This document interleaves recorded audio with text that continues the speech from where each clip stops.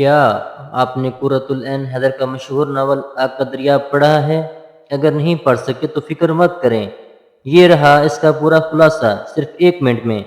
ये नावल बरसग़ीर पाक व हिंद की तक़सीम के अलमनाक वाक़े को मरकज़ी महवर बनाता है। कहानी 3 नस्लों को घेर घूमती है, जिनकी ज़िंदगियाँ तक़सीम हिंद के इस आग के दरिया से गुज़रती हैं। पहली नस्ल है कमल, जो एक रोशन ख़्याल हिंदू लड़की है। दूसरी नस्ल है चंपा, जो कमल की परवरिश में पलने वाली एक मुसलमान लड़की।